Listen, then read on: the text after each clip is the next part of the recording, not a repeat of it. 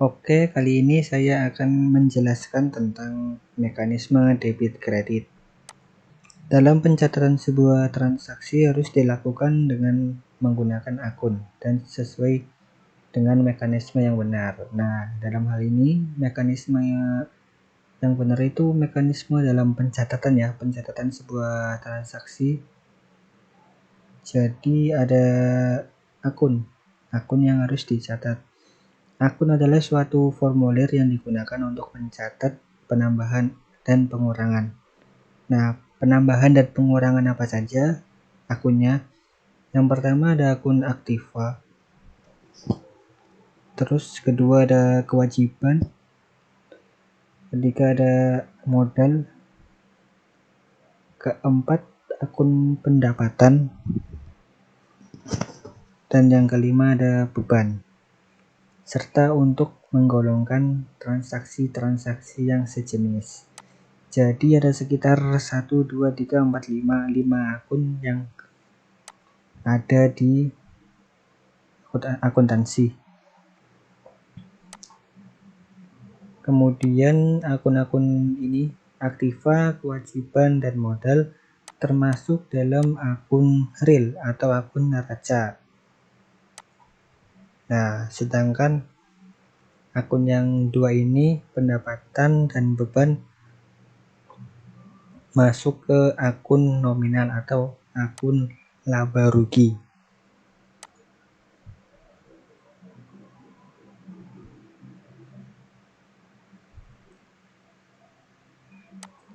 Aktiva ini saya jelasin satu-satu dari akun aktiva ya.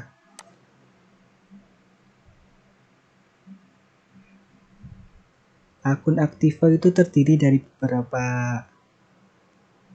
jenis ya. Yang pertama aset lancar, yang kedua investasi, yang ketiga aktiva tetap berwujud, dan yang keempat ada aktiva tetap tidak berwujud.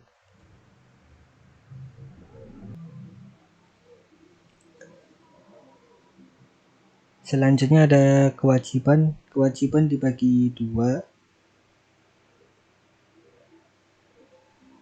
Yang pertama ada kewajiban lancar, dan yang kedua ada kewajiban jangka panjang.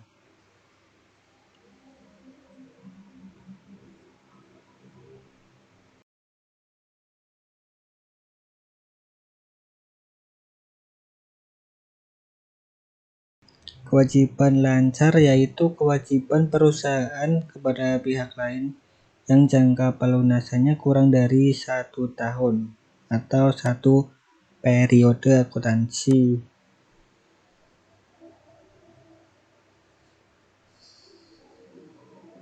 Nah, ini ada contohnya. Contohnya yaitu ada utang usaha atau account payable, dan yang kedua ada wesel bayar atau notes payable.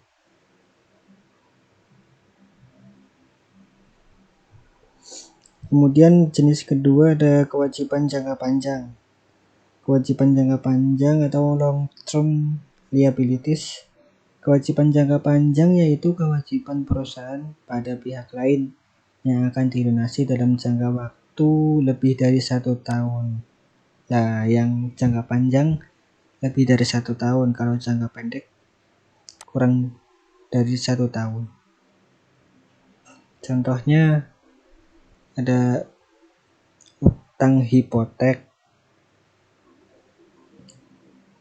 Terus yang kedua ada utang bank jangka panjang. Biasanya utang bank itu lebih dari 1 tahun, bisa 5 tahun atau 8 tahun begitu.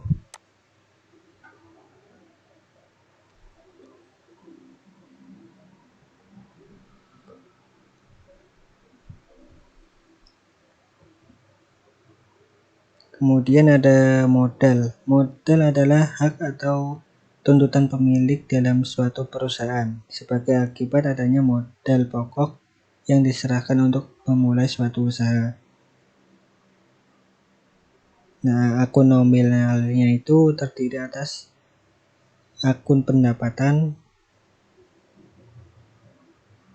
akun modal.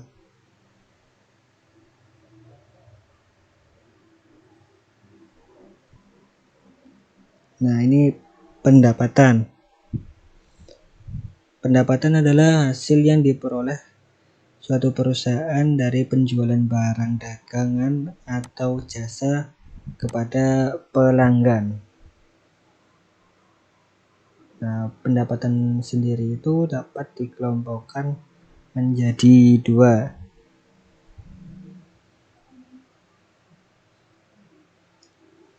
Yang pertama ada pendapatan usaha,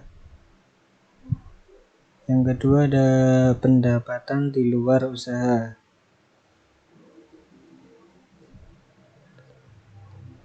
Pendapatan merupakan komponen penambah modal. Jadi kalau pendapatan bertambah, modal juga bertambah.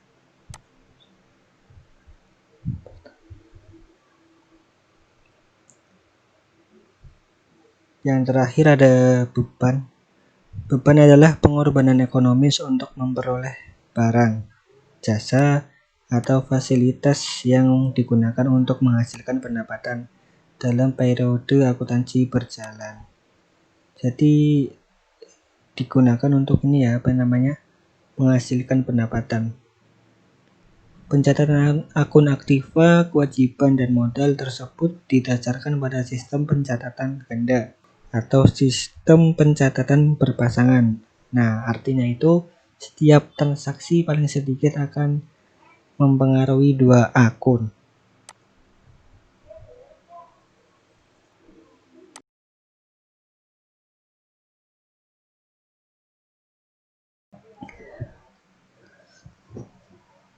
Kayak ada tabel saldo normal. Di sini ada tabelnya, ada nama akun yang tadi ya, yang harta, terus ada utang sampai ke beban. Jadi ditulis dulu semuanya dari harta sampai ke beban. Kemudian di sebelahnya ada saldo normal. Nah, di sini nih penggolongan saldo normal. Yang pertama ada harta. Harta itu masuk ke saldo normal sebelah debit. Kemudian ada utang sebelah kredit, modal sebelah kredit, pendapatan ke kredit, dan biaya atau beban masuk ke debit. Ya, jadi itu saldo normalnya dari masing-masing semua akun ya, dari harta sampai ke beban. Nah, kemudian ada soalan nih. Persoalannya, jika terjadi transaksi pasti akan mempengaruhi berupa penambahan atau pengurangan. Oh iya dong, kalau ada transaksi pasti akan bisa mengurangi atau menambah. Dari pencatatan akuntansi yang membuat saldo normal ikut berubah. Ya, ini penambahan dan sebelahnya ada pengurangan. Ya, pengurangan.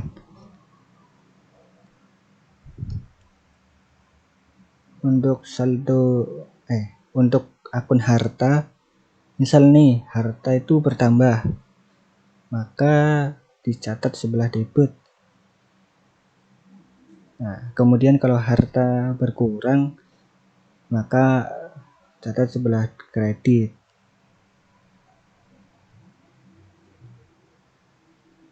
Utang itu kalau bertambah, maka dicatat sebelah kredit, dan kalau utang itu berkurang, dicatat sebelah debit. Modal juga sama, kalau modal bertambah catat sebelah kredit, dan kalau berkurang dicatat sebelah debit. Pendapatan, kalau pendapatan bertambah dicatat sebelah kredit, dan kalau berkurang dicatat sebelah debit.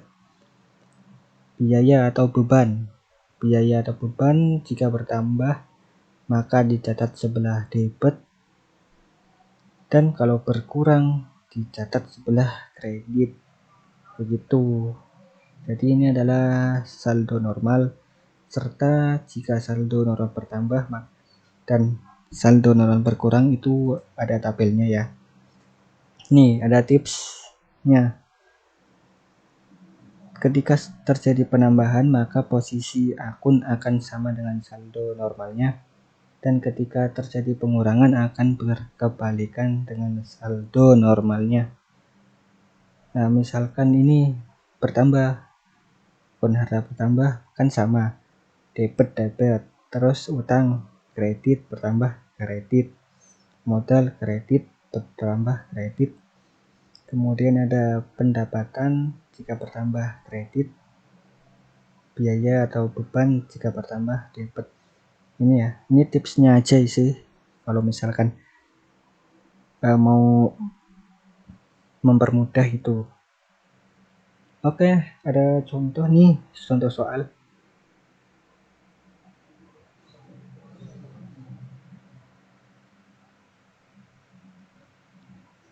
Bentar, nunggu selesai dulu ya.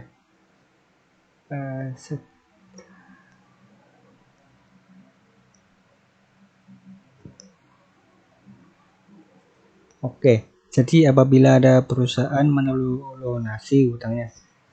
Apabila perusahaan melunasi utangnya, maka akun yang berpengaruh adalah apa nih? Misal kan A, kas berkurang dan utang bertambah, B, kas bertambah dan utang bertambah, C, kas berkurang dan utang berkurang, atau D, kas bertambah dan utang berkurang. Silahkan dipilih cuy. Itu berdasarkan tabel ya yang tadi. Ini jawabannya adalah C, kas berkurang dan utang berkurang. Nah ini itu penjelasannya. Jadi kas berkurang karena untuk membayar utang, dan utang berkurang karena dilunasi. Oh ya iya dong, dilunasi karena dibayar. Terus bagaimana pencatatannya? Nah ini contoh pencatatan dari soalan tersebut. Utang, ini utang dicatat sebelah debit karena berkurang. Terus kas dicatat di sebelah kredit ya karena berkurang. Oke, sekarang kita masuk ke contoh soal yang kedua.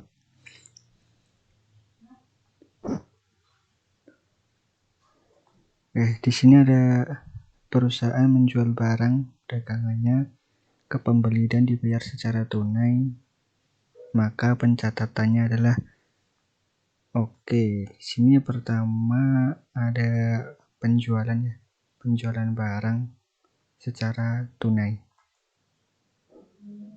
Yang pertama ada kas. Nah, kalau penjualan barang berarti perusahaan menerima uang dari pembeli secara tunai, maka dicatat kas di sebelah debit.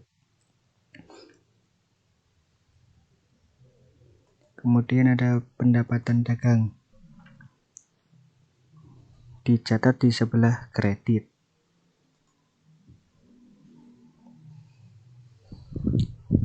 Jadi seperti ini pencatatannya, kas sebelah debit dan pendapatan sebelah kredit.